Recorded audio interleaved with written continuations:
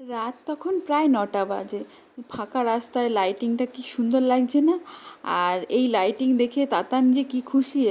আজ প্রথমবার তাতানকে নিয়ে আমরা বেরিয়েছি। আর ও এই ফার্স্ট আমাদের মানে বাইকে করে বেরিয়েছে। ওপেন সব লাইটিং দেখতে পাচ্ছে, গাড়ি দেখতে পাচ্ছে, ও যে কি ভীষণ খুশি সেটা ও মানে ওকে না দেখলে বুঝতে পারবে না। তো ভিডিওটি লাস্ট পর্যন্ত দেখো যে ও কতটা খুশি হয়েছে।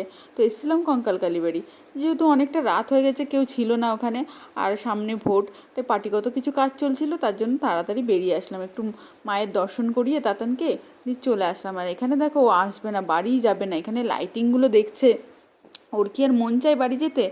আর এসেছিলাম একটু, ওই একটু টেনশনের মধ্যে ছিলাম, একটা রিপোর্ট আসার ছিল, রিপোর্টটা ভালো বেরিয়েছে, তাই ভাবলাম যে না ঠাকুরের কাছে একটু দর্শন করিয়ে নিয়ে আসি।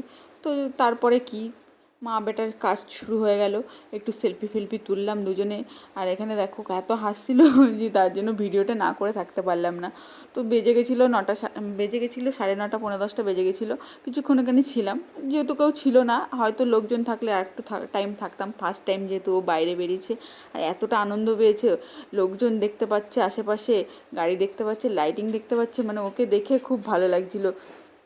যদিও বা গাড়িতে করে দিদুন বাড়ি, ডাক্তারখানা আর মামুনি বাড়ি ছাড়া ও কোথাও বেরোয় না। তো ফার্স্ট টাইম ও মানে কোথাও বেরোলো, আর আমরা তিনজনে ফার্স্ট টাইম কোথাও বেরোলাম ঘুরতে।